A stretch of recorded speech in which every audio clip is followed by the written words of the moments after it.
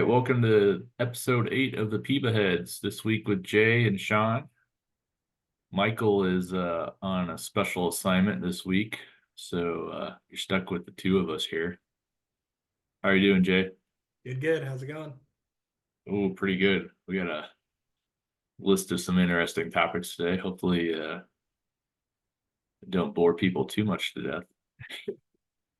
Us, they can't beat that board, man. Yeah, we're gonna kind of do one final recap of the 2039 trade deadline. We're gonna give a Burrough Watch update. We're gonna kind of dive into some of the playoff races that are still going to be still to be determined. It looks like the teams that might be participating in the playoffs, we're getting a clearer picture of that, but still a couple battles to look at. And then at the end, we're going to go over some of our, I think it was episode 2, we had a contender versus pretender discussion. So we're going to look back at what our picks were then and see how teams are doing now. So with that, Jay, I know you weren't with us last time when we talked about trades, but you made a big trade, I did make a big trade. big catcher. Yeah, yeah. I think you and I were talking about it separately, but I used to always be all in on defense on catchers. I think the last couple of OTPs, they've nerfed the catching ability a little bit. I think that's a good thing because it was a little bit overvalued before. And then had a chance to grab Mata and had a good back and forth with Lenny. That deal I think took like 3 days or something, just kind of to get all the pieces together. I'm usually not like an all in guy when I'm already in first place, but um, got off to a really hot start with Mata, but the last sim was not a good one for him. So for me it was more just okay, I can sacrifice a little bit of defense here. He's still average to me on defense, right? But to get that offense from a position that does not have offense in this league, have a lot of offense was kind of something that I really thought like, okay, I really kind of should maybe go in on this one. So happy with what I got. I'm sad to lose Machado, who's one of the guys I sent over to him, but happy to have him on the team and think he can bring some offense to the position that usually doesn't have much. But Well, and really, that's from the Lenny perspective. It's just another series of moves that shows kind of where Bakersfield's kind of doing that 180 of, hey, it's time to move some of these guys and kind of reload around that next group of prospects that they have. So yeah, and I think that's like I think it's a good call on his part or like a rebuilding team's part. I think sometimes what you get maybe in the habit of or kind of what can happen is you end up in kind of the Arlington area, right? Where it's like, oh, I'm going to keep spending money on these veteran guys while I'm simultaneously trying to rebuild or selling off pieces, and it usually does not end up well. So I kind of like Lenny's approach where it's, hey, fire sale, clear out salaries, clear out any bad salaries you can get. That is something that Mata had. He signed for a long time at, a premium salary position. yeah. So I kind of like Lenny's approach to it, where it's like, if I'm going to rebuild, I'm going to rebuild, not, kind of half-ass it. Well, and to keep the Lenny train going, I also did a trade with Lenny to bring in Suganori Takahashi. I believe I butchered that a little bit, but which was I moved my outfielder Jose Cruz, who was acquired a couple years ago from London in a trade. It was one. It's kind of it doesn't really fit the type of guy I like to have in my DH slot, but this league isn't set up like every other major league, or at least the normal out of the park baseball sliders. So I thought, might as well give it a shot, give a guy that can get on base and can steal and has a little bit of pop. To me, I just valued that because I had the DH slot open essentially by moving Cruz in that deal. So it was kind of a perfect deal for both teams though, because Cruz still has another year of arbitration and kind of fits that, gives Lenny a guy to take a chance on, and maybe finally something will stick and help produce to kind of the levels that I expected him to produce at when he was there. But it also gives him a guy that can hold down a spot while he tries to rebuild. And then if he does produce, then maybe he flips him for another player down the road. Yeah, I like that trade too. Like I think it made sense, exactly like you said, for both teams, right? Where it's kind of his guy you sent over, Cruz, is a little bit younger, I think a year younger or something, right? He's kind of solid across the board, and it's like if he works out, great. You know, keep him, move him for another piece. Like he's got like the talent that jumps out, but the production, just kind of has been lacking a little bit. But I think that trade I think made sense on both sides. I've got a slight preference for Takahashi, but like not enough where it's like, oh, what's Lenny thinking here? Like I get it on both ends, and on your end too, like to go like now's the time you go all in, right? You're in kind of a hell match for the division right there, with London and whatnot. So kind of any marginal upgrade, I think you try to take if you view it that way. Yeah, the thing that I'm struggling with, with Takahashi is figuring out where to actually put him in my order, like lineup wise, batting order wise, because I I don't like to stack, three right-handed hitters in a row, and but he kind of profiled more of like a two hitter for me, or at least what I like to put in a two. I like to put a guy in there that is fast but has some pop, and I'm like, okay, I'll try it. And 2 weeks of it, he was hitting like under 200 and not doing it. So I'm just like, okay, I'm going back to what was working. And I'll put him in fifth spot, and we'll just see how this rolls. Yeah. But Yeah. I think, Sometimes what you'll see though is like, oh, you'll make like a small move like that, and the dude just completely turns it around. I had Roberto Tall last year. It was like that. Like I bet him eighth or ninth because I was like, oh, he's got speed. So I get him bottom of the order, then follow him up with like a Michael Roberts and Jose Rios. But he was hitting like 181 or something. So I was like, okay, I'll put you back at five. And within a few sims, I think he was back up near 260 or so. So well, yeah, I ended up, yeah, it's like, some people will be like, oh, it's not a big enough sample. It's like, well, okay, but when you're trying to figure out, like on Bakersfield, he was leading off. So I even look at things like Castaneda, his batter ball profile is a ground ball hitter.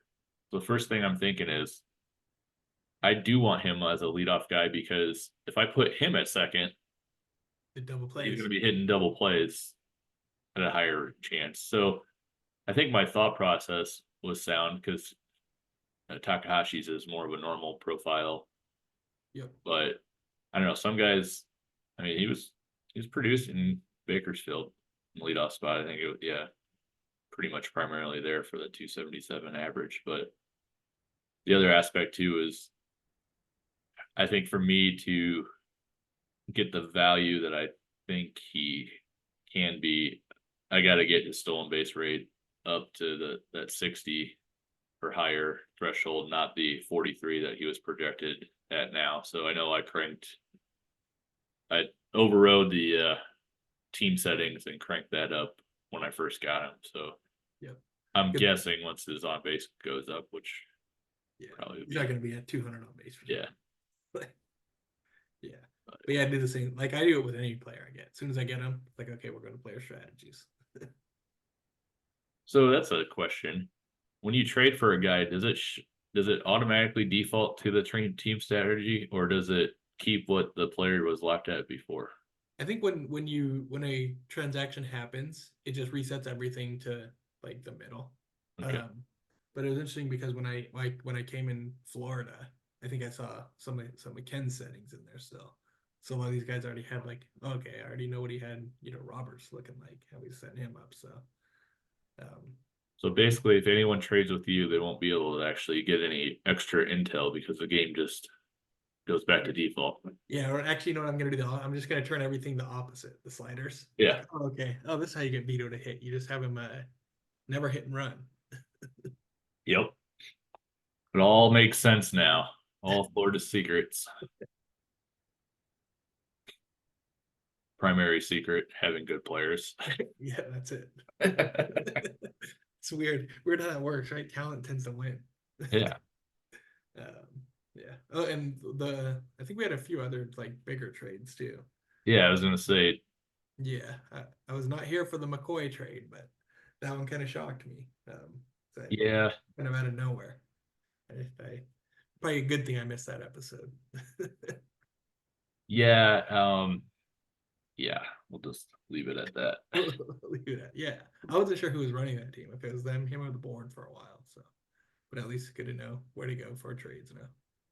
I, obviously not gonna probably ever be happy about that, but at the same token, being mad about it's not gonna change anything. Yeah, So yeah, I will always, after running various types of leagues from fantasy and other stuff in the past and having to deal with, 12 personalities or 16 personalities, I know what the board has to deal with, and it's not easy when you multiply that by 2 or 3. yeah, So yeah. We got the ISFL too. Same thing over there. Like, yeah, okay, squeaky wheel, right? yeah. Uh, So I definitely appreciate that aspect of it, and I think just kind of looking back or looking from that perspective, you can only hold hands for so long, and at some point, you have to learn from the moves you make, and it's and I think not shout like out, it was a trade to Florida, so we don't have to hear about, you know, yeah, that yeah, you like didn't pay sniping enough for super him team. or whatever. Yeah, yeah. But I shout out to Palm Springs in general, like them going into that trade deadline and what they did there. Like I think they crushed it. Like between picking up McCoy, they grabbed you guys covered it last episode too. The Yuma shortstop, right? Was it Chu? I don't even want to Hyung Yu Chu. Yep. Like I think that Bob's coming in. It's Bob, right? Or Rob? Codfish? Rob, Rob. Sorry, Rob. But he might he's go by Bob sometimes, but yeah, Rob yeah. is. But I really like what he's doing. Like for newer GM coming in, like they had a lot of young pieces there, but they were also kind of in that in between where they could compete. And he's bringing in these kind of guys that are, nearing their prime or maybe in their prime, but giving up, some future assets to do it. I know he was kind of working all the lines, getting really up to that 12th hour or two with, trying to bring in another power hitter, but Yeah. just I Well, think looking at how his team is built now versus when he came in, for how quickly he's done this, like I really like it with Robbie Rollins and Mezquay as well. So I was gonna say this guy Hooper, he's been sitting there on the free agent market the whole entire season, so every other team could have gotten him. I thought that was a solid pickup, just on top of the ones that he already made, because, and then yeah, his claim, I had Leonard Inman on the waiver wire, and he claimed Inman too. So when you have Hooper on that right side of that platoon and then have Inman on the left, that'll be a nice little DH spot going there for him. I think Inman's salary is like 2 million a year too. So yeah, you're and spending $4 Mezquay million too. essentially, roughly 4 million on two guys that, yeah, they're older, but Yeah, but you're in that position now where it's like, oh, you know what? Maybe I can't compete or like get a year or two service out of these guys without the huge price tag that comes with them. And then Mezquay too, the catcher. I think I traded him when I first came to the league to Kentucky, and then I was surprised that he didn't really. I think he just went for nothing basically, and got traded twice in the same day. I think Um, for me, the thing that held me back, because I was also looking at catching, but just didn't pull the trigger, was it's too much money. I think it's not a criticism of Rob, but it will be interesting to see what he resigns for next Yeah, year. yeah. Well, the thing is though, like what did he really give up? Like what, a late draft pick, and Yeah, pick. he didn't give up too much for him. So even if he walks, it's like you're not out too much for him. Right. So I think Sixth like, round pick. yeah, So yeah. 6th round draft pick, like, even if the guy is there for a year, you know, I think he's pretty popular too, right? Like he's getting Yeah, some and minutes, like, he's you a know, captain too, so that helps with. yeah, yeah. I just really like the deadline that Palm Springs had in general this year. So Yeah, and I'll get into this more when we talk about contenders and pretenders, but he's got, when you're looking for the future, it might not be this year, but when you're looking at basically a top three of this Yamamoto, Yamaguchi, and then McCoy, it's not going to be fun if anybody has to run up against him on that side in a playoff series. yep, yeah. And it's like, and now you just gotta like, I think what he's probably looking at now is like, oh, I gotta make the playoffs, and before these guys all hit free agency, because you need that extra revenue. Yeah. So I think like he's got it.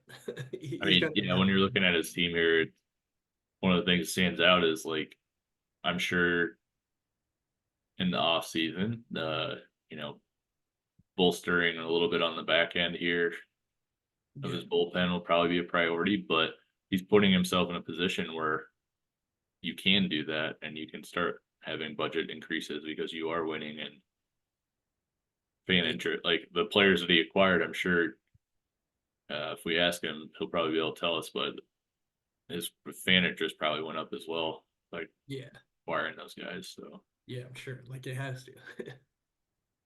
and I think there's probably somewhere on, if we dig deep enough into Stats Lab, there's probably I Something know in similar. Stats Plus, there's like a screen that you can look and it'll have like the last 30 days and what your fan interest has done during that time for all the teams in the league. So there's probably something similar to that in Stats Lab.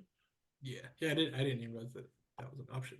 I need to get more familiar with Stats Lab. Like it's I pretty cool. I like the stat of the day thing. Like, but I always find myself just going back to the software. yeah, there's parts of it I like, and that could be a whole entire discussion on a Episode. podcast. But I definitely like the draft better in Stats Lab than, or on Stats Plus rather than Stats Lab. But Yeah, I'm not enough to like raise us think about it and be like, yeah. we need to I'm do gonna this. champion it. I, I'm not like I wouldn't Stats do it Lab either. is fine. Like it, not complaining about it. Let's see what other big moves. So I know we covered New Jersey's moves with Michael when he was on there. I think. Duluth I mean, made a move for one of the best closers in the league. This Shirai yeah, Mori. yeah. That was big, and I think again made sense for kind of where both those teams are at. Duluth is at the top of the, kind of right there. You know, never know what's going to happen once you get to the playoffs. And having somebody who can close out games, as I learned last year in the championship, is big. So I get it from his point as well. But I was talking to Matt Reed, the Okinawa, before the trade went through, and I tried to get in on Maury as well. He's like, "Oh, I got offered a first and a second round draft pick." I was like, "Oh, like for a reliever, you kind of have to take that." So Yeah. another one of those trades where I think both teams really kind of got what they needed and what they were looking for. So On, like I was telling Tim, I was like, there are people in this league that are taking relief pitchers as a top five, top six draft draft pick. pick coming out of the rookie draft. So for you to be able to, you might have overpaid a little bit, but you're getting a guy that's already developed and is arguably the best closer in the league. In the league. So Yeah. Yeah. Like it totally makes sense for I think both of those teams there, especially with Okinawa's already up against kind of their budget as we're seeing, like selling draft picks, and you're just kind of doing what he can to sign his own guys this year. Um Morty's gonna hit arbitration now, or get through his more expensive arbitration years. So I think it makes sense for both of those teams. yeah, And then I think like we'd be remiss to not just talk about Shinseki. I don't even know what there were guys coming in and going out within coming into Shinseki and going out an hour later. Like I don't know where kind of everything landed there, but just looking at the like pure volume of trading that went out there at the deadline, like I don't know what was really accomplished in the end, but kind of something to dig into. I think like the shout out to Kevin because he's always kicking tires and throwing offers out and doing what he can. So Yeah, what would be the best way to even probably this like go through you're gonna transaction log to see all the different ones, I guess. yeah, go to his team or something, transaction log. But yeah, I just thought, just with the sheer number of moves that were being made, it's like, oh, like you got to mention them. But Yeah, 'cause I mean, I had problems checking out, like, okay, like where did this guy end up? Is he still there? Who's left on the roster? So, um, gonna be a completely different team for them, I think, for second yeah, round. let's see. 1, 2, 3, 4, 5. There's a couple more. 6, 7. At least 7. 7 trades there. Well, So I noticed it when he got because he got Mesquite and then traded him immediately. I guess the thing that I'm confused about with all of that was it looked like so you got rid of the Yeah, message, I thought he was dumping salary. And I was like, yeah, oh, this makes sense. And then he started bringing in bigger but salaries. then you go and you spend all this money on Franco. Yeah, You're spending the money on Franco, then you're also giving up a lot of the draft capital that you just yeah, gained. It's like what I don't know what the gain overall was with the whole yeah. thing I don't know what because they're gonna do. Kevin, let's get him on. Kevin yeah, on the podcast. We'd love to have you on. it would be interesting because I mean, I don't know. Yeah, I'm all for when you can acquire a player that is the level that Franco is at, like an above right, average, right. you know, player like that, that if you can acquire them, you should. However, yeah, I don't know. Yeah, yeah. There- I agree. you're throwing money. There's a lot of money shuffling around, and I'm not sure what. Yeah, I don't know what the end result is. So I think I'm just more interested in kind of see how it plays out more than like. Because like when I'm looking at, I mean, obviously we can only see what we can see, but salary wise now, obviously when you move it, salaries on and off, this number adjusts. But then when you look at next year, You're not sharing screen right oh, now. well, even better. There you go. There we go. So yeah, and this is another topic that we'll be talking about later and some of what our favorite screens are in the game. But one I like especially is salary one to go in and look at other teams, and obviously the current year column down here is going to fluctuate with while trades are made and when you're Arbitration. Yeah. yeah, arbitration stuff.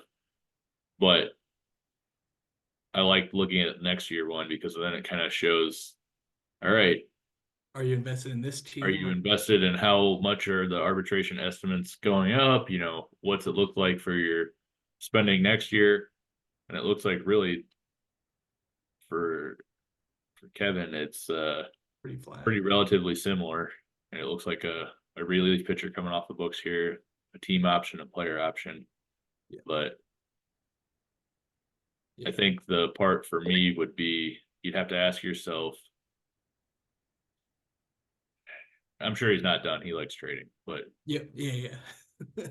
like Santos looks like a great player, but is there enough there that you can build around As a Franco 36-year-old, yeah. and Santos to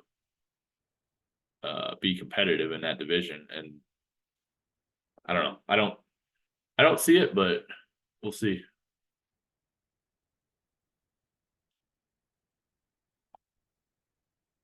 Just kind of looking at what he's got coming down the pipeline. There's some decent players there, but it's what I fear. What I fear teams getting in are the moments where you're close to competing, but you get kind of stuck in that middle ground. All right, we're gonna move on to our next topic. Burrough Watch time. Looks like it's kind of averaging out, I would say, or at least kind of getting more to what we had expected the production levels to look like. Um, One thing I noticed while prepping was he's been moved up into the leadoff guy, so that's kind of interesting. But I mean, with his speed and high contact, Yeah. they're probably it's probably a sign of Crystal Lake trying to get something going because they started off hot and then really kind of fell off a cliff there for a little bit. But Yeah. My scout saw it looked like he had recent improvement too in his contact. So it's good, good. yeah. So I guess maybe RJ's maybe saw the same thing and that's why he moved him up. But Yeah, still a little bit surprised that he doesn't have more stolen bases considering the league we're in. I think he's on pace for 30 or so. yeah. Let's see, So 27 right now. So but yeah, but I think he's like exactly what you said. Like he's kind of hit that point where he's like leveling out, like kind of a little bit more consistent. I don't think he's gonna wind up being a 247 hitter in his career, right? Or even the end of this year. But I think like he's not gonna be that 6 or 7 WAR guy that he was to start out the year. So yeah, this year, yeah. What I like to see with him is that he had the first 2 months where he struggled, and then June he kind of showed what we kind of expected out of him. He had a little bit of pop, a little bit of speed.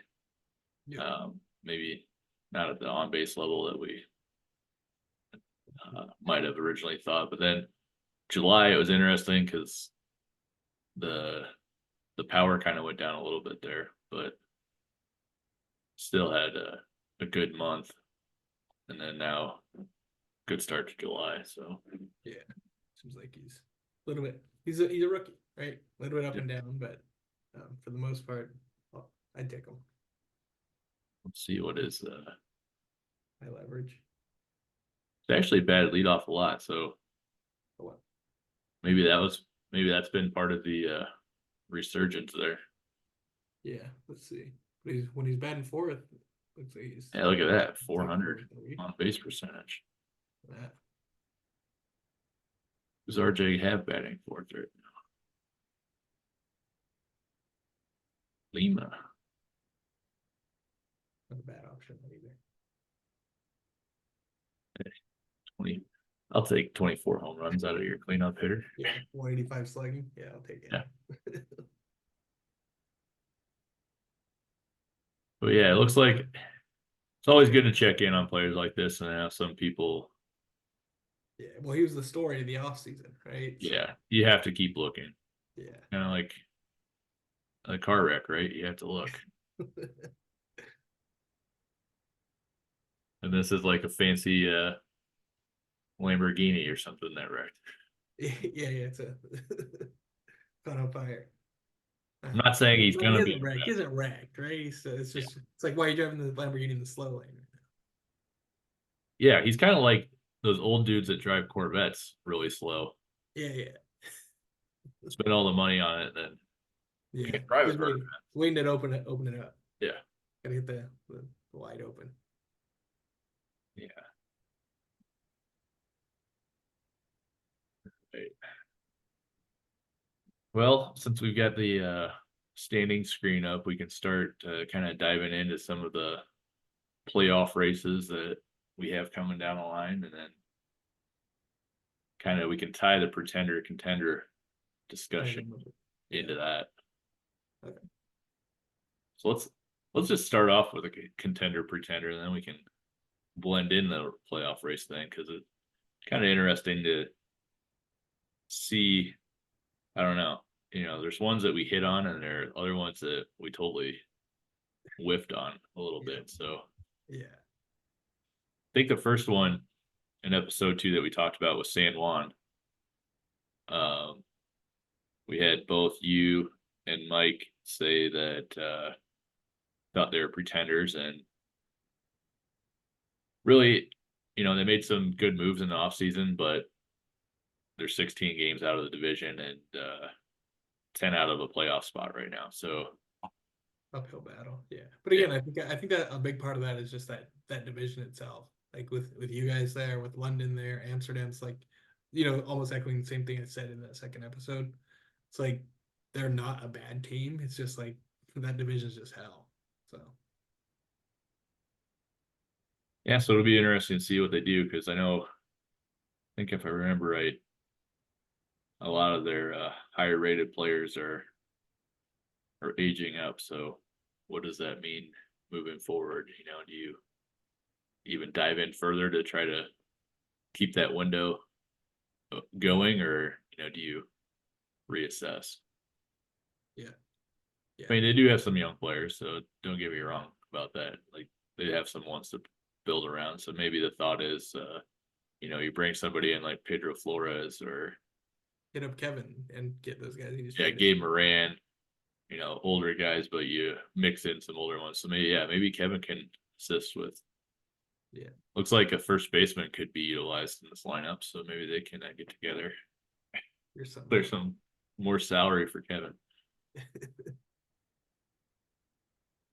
And who else did we have that? All right, we had Bakersfield as a pretender, and that's kind of you know the moves that were made at the deadline kind of confirmed or that finalized that nail or knocked that final nail in for Bakersfield.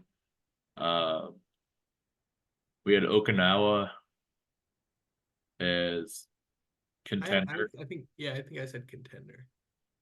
and I think that one's interesting because I mean they're still technically a contender. They're in a tough division.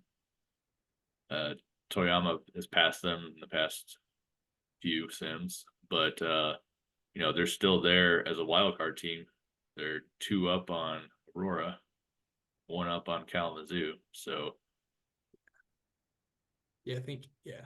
It's interesting because like I feel like they were almost like kind of in that middle area too at the deadline, where it's like making some moves that are for the future, making some that are for the you kind of all in now. Um, yeah, I think I still think they're I don't know. I just love the long ball, like the ladies do. So I'm still rooting for them if nothing else. no, and yeah, I'm the same. I like the power in the lineup, and you know I grew up watching Cardinals games and hearing about the '80s Cardinals, and everyone always talks about how much speed they had, and it's like I always like to point out, yeah, they had speed, but they had 2 freaking power hitters in the middle of the order and knock the guys in. Like you Yeah, can't do a whole so just lineup all of just speed speed. guys. It's not Yeah, gonna work.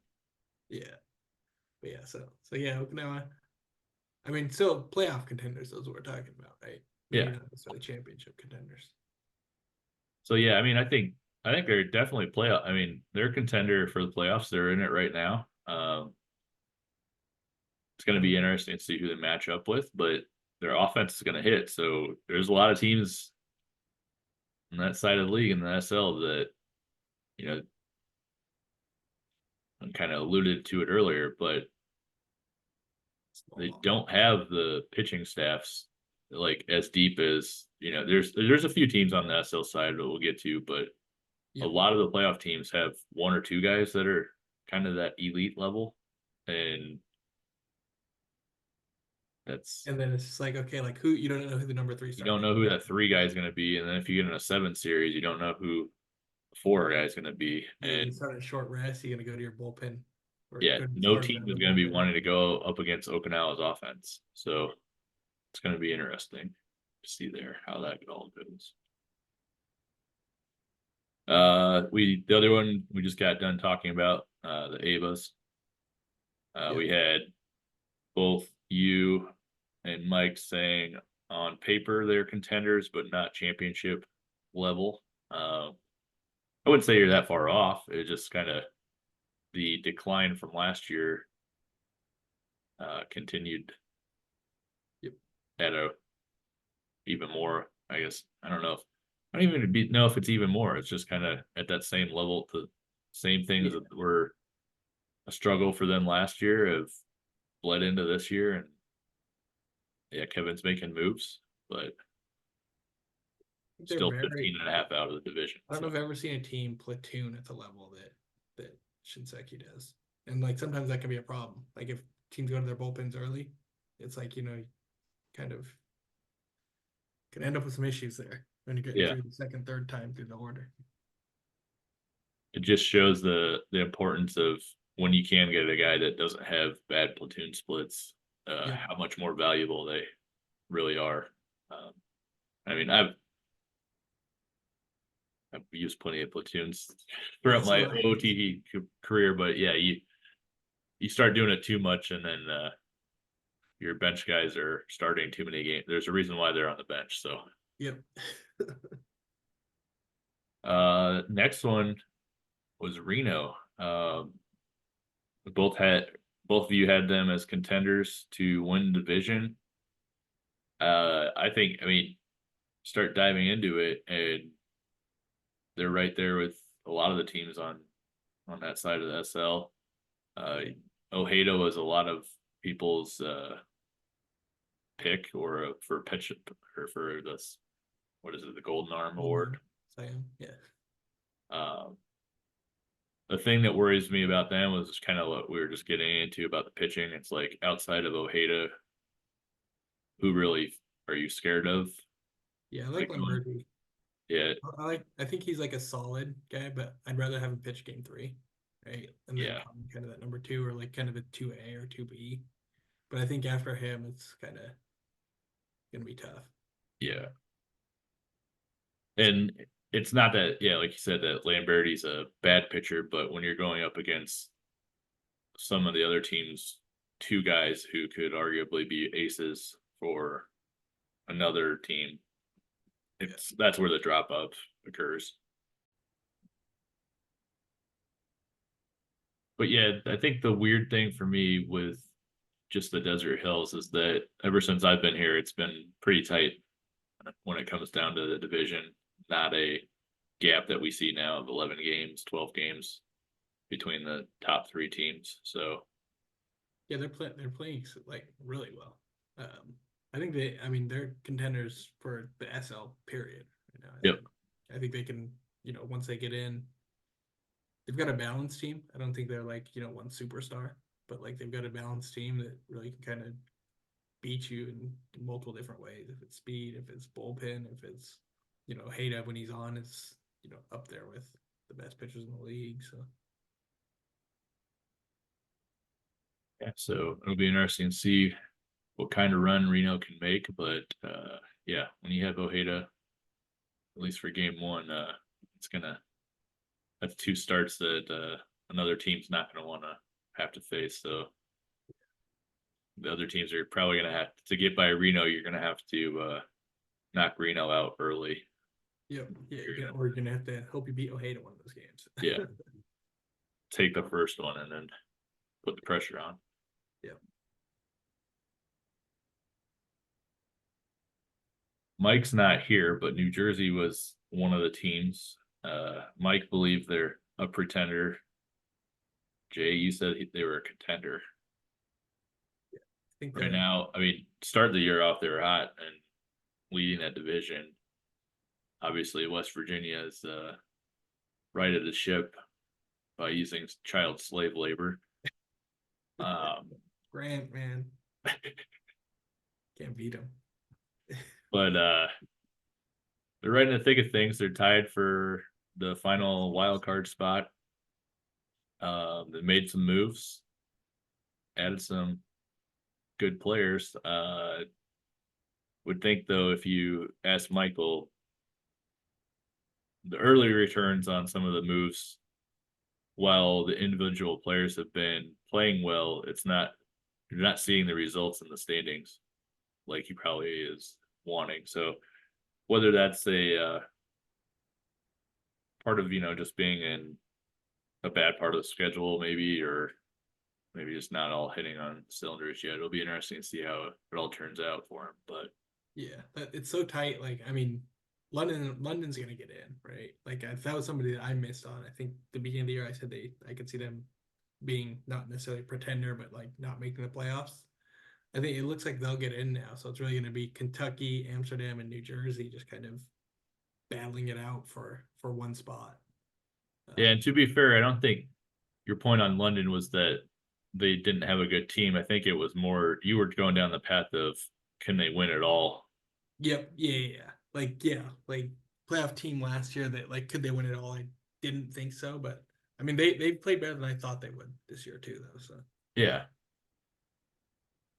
The thing with, and I know we just had a series with London, and I've got one coming up, but we were on the road and lost 2 out of 3.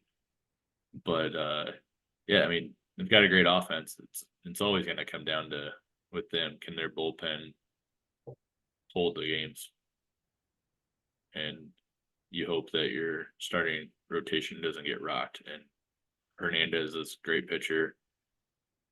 That kind of goes back to what we were talking about earlier. It's like Cruz isn't a bad pitcher, but to me, when you're ranking teams on who you think has the best chance at winning a title, that's where you start kind of differentiating yeah, we're kind that, of got to dig in a little bit more that where ranking. And yeah, Dwayne Moss, same way. Dwayne Moss is a 4 or 5 on your team, you're probably in good shape. When he's your 3, it's kind of yeah, yeah, he's had a good, and it's these guys have had good years, but the point I'm making is that over a long season, when all these games are spread out, yes, you're fine. But yep, it becomes a problem when you're in these short series and it's and more yeah, you get a day random. off. Like yeah, And if you're get a going day to off be after the first the two. dice roll, I'm taking the higher rated roll. Yeah, yeah, and I think like what's always scary for me too when I'm looking same thing where it's like oh you're really looking at the top three pitchers is having two lefties in the top three is like a little bit scary for me because there's so many good right-handed hitters. Where I'm like okay like you know, if I've got two lefties in my top three, it's a little bit more risky to me than having right, left, right. Yeah, I like having lefties, but they better be elite. Like, Yeah. Or yeah, like uh, sometimes it's between, you know, who do I want to set as my starting, my four pitchers for the playoffs? And I've already got a lefty in the rotation. Even if my second lefty's better than that fourth guy, like I'm gonna move that guy to the pen because I'm just a little bit scared of how many good right-handed hitters we have in this league. because it definitely is interesting when you look at London, just how the lineup's made. A lot of their prime hitters are lefties. So if they ran into a lefty in the Yeah, like playoffs, yeah, that's another thing to look at is just kind of how teams are made up and, you know, yeah, like the levels they're platooning at. It really, I guess it really comes down to you know who you're playing. Yeah, all right, let's kind of circle back. I know I had one that I forgot to put on the list earlier that I added while we were talking, and that was Duluth. I know we didn't specifically say if they were going to be a contender or pretender, but I made the point of telling people that watch out for Tim because he knows what he's doing, and it's nice to see not only that he didn't make me look stupid, but he's over there leading the SL now. yeah, he's crushing it. The Great Lakes. That division's always been like a, or since I've been here, it's been just like a, just amalgamation of teams. Like they're all just stacked up. Now it looks like Kalamazoo and Duluth are the teams there. I'm surprised by them too. Like another one of those teams though where it's just like so well balanced, where it's not just one guy who's getting it done for him. It's really kind of, you know, everybody's doing their job well. Yeah. And not to And be the dead horse Padilla for obviously switching like thing, he's yeah but he's got that ace. But yeah I think the that thing will be with him to watch in the next few seasons is how what he does to stack out guys behind that to give a little bit more yeah depth there because I definitely like the balance on offense so far and the production that he's getting. So if he can add on that pitching side, I think it'll be a necessity because he's got teams like Fargo coming, um, in Madison as well that are going to be it's going to be a battle I think right. between probably all 5 of those teams. So Yeah, yeah, Madison. Yeah, Madison's been a little disappointing, I think, for both me and Mike, who's not here. Like as our former team, we're rooting for him, but they're still young, so I think. I mean, Crystal Lake too. They got Burrow. Yeah. But the thing with Crystal Lake and that I like is that the Burrow thing, yeah, it was a lot of money, but you're staggering it in a way where you're not crippling yourself necessarily down the next few years to add in other ways, and kind of it's just a different way of doing it. Yeah, yeah, like almost like kind of how people started leveraging arbitration years in real life, just Yeah. buying them out, right? Like similar to what RJ's doing there. All right, and then we'll get into kind of the final piece of this. Who are let's just do it this way. Who are the top 4 teams that you would say have the best shot at winning a title? We can put Florida on there because we all know Florida So do is I have to #1 pick? unless you somehow mess it up. But Yeah. Oh yeah. I'll mess it up. Don't worry. That's what I do. No. I like the Claymores, right? Like I mean, I balanced team there. They've got pitching. Or I guess you've got pitching. You've got hitting. Like will be interesting because I think similar situation there, where it's like you mentioned that you like having the lefties, where I think your starting rotation's all righties, right? Like I think that could be maybe one place that there would be a struggle, but I think they're kind of I put them as like maybe the 2A along with West Virginia. Obviously, there's always be there, whether it's Greg, whether it's Grant, whether it's Greg's dog. Like I think it yeah, doesn't matter there. Um, West Virginia is just built kind of a team that can run on its own if it need be. So once it gets down to the playoff time, I think that they'll find a way to get things done. one one area that we didn't cover, but I think it's often overlooked, is just the playoff seeding.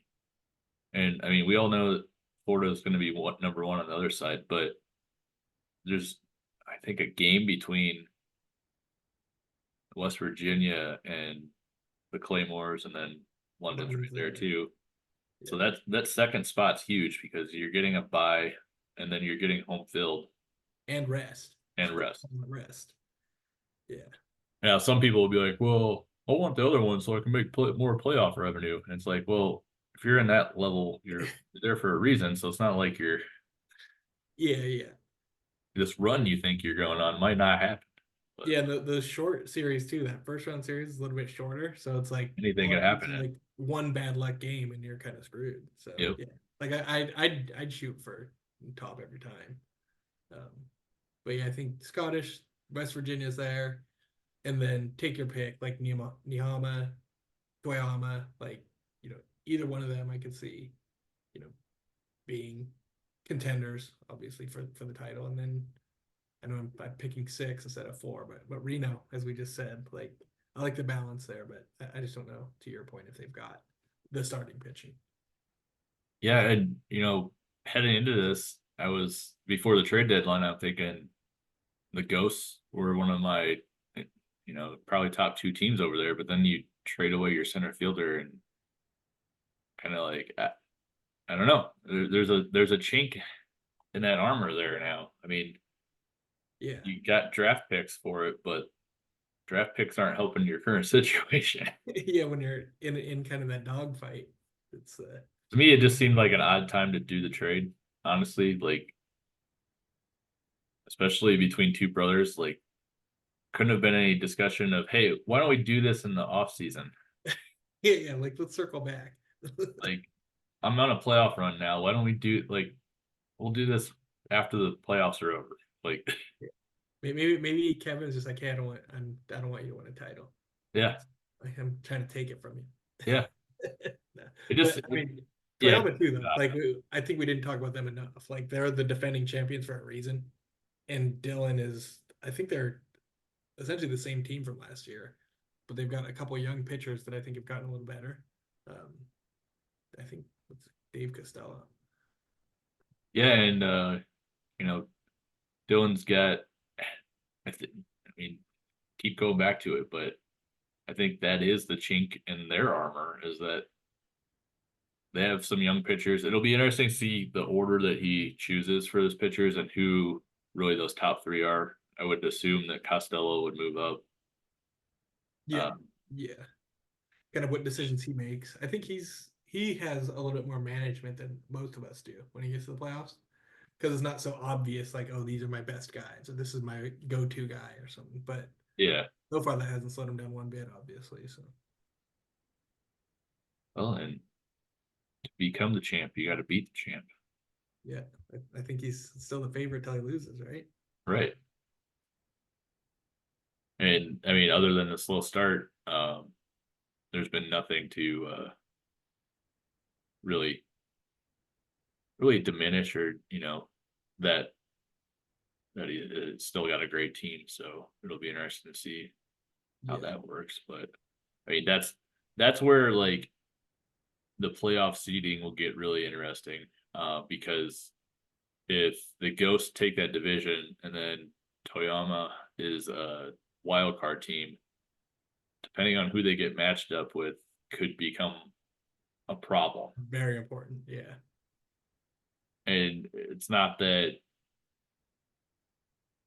Wind Dancers don't have on paper like a better team, but like as you said, once you get into those 3-game series where yeah, you one bad thing happens and you blow it, yeah, I mean you yeah, face a team like Okinawa and they just start mashing the ball and you can't catch yeah, up. yeah. Like, Just the Pablos decide to go off, Ortiz and Garza. It's like, yeah. yeah, So yeah, that yeah. So how about you? I feel like you know your answer to these. Who are your top four? I definitely Toyama. Uh, I'm always Florida's number one. It's above and beyond. There's no other team close. It's not to say I don't have my tricks ready if I'm going to play you to at least I try see to you. beat I see Jay. you over But there. no, I've had some. I think West Virginia. Some people act like there's a fall off there, but I'm not seeing it. Greg knows what he's doing, and he's always had solid pitching. And not that his offense is bad or anything either, but he's got solid pitching, and that's key to long, deep playoff runs. So I definitely would have Greg in there. I like my team, but I still, Can't say it for the podcast, right? well, I could say it, but I think there's still like we're competitive. We could go on a run. We could get hot and win, but I just there's my pitchers are still young, and they're if they develop to what their potential is, then yeah, in the next few years, I think will be a very solid contender. But right now, our focus is more of just being there. If you get hot and get in the playoffs and you get hot, then that's Anything great. But happens.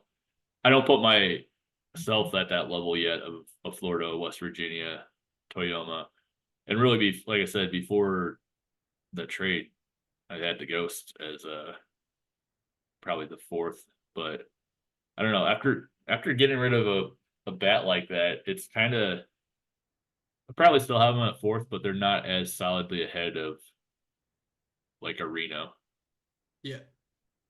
How about Aurora? You think Aurora is gonna? I mean, they're always there. They're out of the playoffs right now, but Mike seems like he usually finds a way. Yeah, it's like you're getting kind of mixed messages based on The block, the Mike's trade trade block. blocks and saying breaking everything up, but it's like 2 games out of a playoff spot. Even if you've had couple shitty sims recently, but you're 2 games out. Like, Right. Yeah, I always they're always like in the back of my mind because they're just one of those teams like they almost make it like it comes down to the other team like fielding because they're gonna put balls in play, like and everybody like from 1 to 9 in that order is gonna put balls in play. yeah. So So like if you're that's the going up one to a team team where it's with just like like bad defense and they're yeah, putting balls in play, it could be turned into a real bad day for somebody because you know Mike's team's built to turn singles and walks into doubles and triples. So yep, yeah, if you're if those guys are getting on, putting pressure on teams, it'll be interesting. I know I liked Mike's signing of Climo. I thought that was a solid pickup. It really filled a huge void that I felt they had in previous years of just not having that true who's going to be your number one guy in a playoff series. And now, A golden if arm. they do get in, it's a good guy to have as your number one. You kind of fall into the who's going to be your 2 and 3. Probably it'll be interesting to see what he does there. But Yeah. yeah, he's got a good defense behind all his pitchers, so that helps. It's just a matter of, are you going to be able to Manufacture the runs. manufacture enough runs to make it work? So Yeah. sometimes you just need one swing, and if you're going against certain teams, that would be an interesting matchup, Aurora and Okinawa. Okinawa. Yeah. Yeah. Two And pitch opposite, like, yeah. Two built completely opposite teams. yeah. So yeah, how does the seeding work again? We got the first top 2 teams on each side get a bye. So Yep. then the other division winner would play like the third place wild card team, and then the other 2 wild card teams face off. Yeah. Yeah. Okay. But that's it. I don't know. I don't know, like, moving forward, like, how does seeding work? Is it like the higher seed continues moving on, or like continues as the highest seed, or is it by record? I think in this it's by record. I think there's an option to do that. I know the NFL switched, didn't Yeah. or NFL, one of the main leagues switched to, The NBA is like, oh, if you had a better record in the regular season, then you get the home. yeah, you get home court in the first round or whatever, and Yeah. then moving forward, like, it goes by record. So Okay. So I think in this it's still by seed, if I remember correctly. So like somebody like Toyama, wild card could would be, could yeah, be if playing. they're facing off against a division winner, Yeah, but they have a higher record, they'll still be the wild yeah, card. yeah. Or I guess I was more just thinking about, like, reseeding after the round, right? So Yeah. they win the wild card game, they have a better record than, a division winner that won the Yeah. first round. Like, who gets the higher seed the next round? Or thinking of who do I want to try to avoid here? Yeah. So, who do I really need to be rooting for? Well, yeah, and it's definitely an interesting topic because you could have possibly, you know, a large gap between, like right now you've got between the third place division winner and the win dancers, you got 8 game gap, but I don't know. I think there still should be something for winning your division.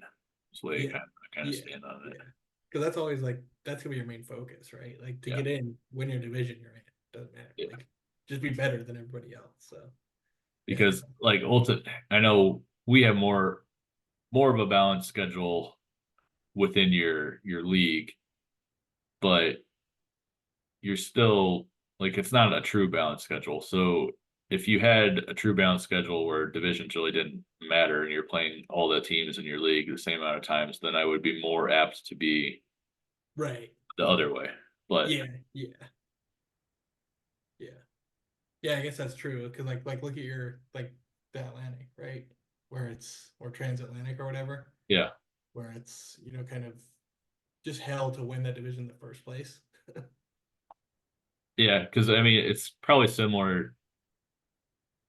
I'm not saying the transatlantic is the rising sun, but what I'm saying is there's 3 teams in the rising sun that are over 62 wins. There are 3 teams in the transatlantic over 63 wins. So it's one of those where Like, if you survive it, it's like, okay, you've earned, like, the right to have home yeah. field. And the other thing is too about it, and I'm not complaining about my division, but we've got 6 teams, so that means there's less games.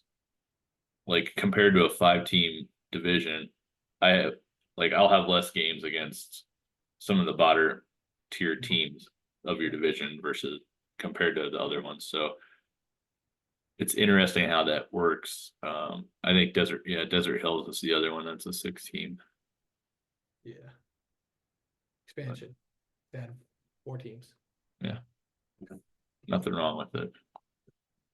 Just how it is. Yeah. But I think that's, to close it out, my words of advice this week would be, you inherit every one of these teams, you inherit a situation. It's up to you to then decide how you're going to handle it. And even in life, there's shitty things that happen to you, but ultimately it's kind of like the old boxing thing. You get knocked down. How are you going to react? Like, are you going to get back up and fight, or are you going to just keep What is it? complaining about Get getting knocked knocked down 8 times, get up 9, right? Yeah. Yeah. So there you go, PEBA universe. PEBAheads. Get back up off the PBs. mat. All right, Jay. Till All right. next time. Thanks, Sean. See ya. Have a good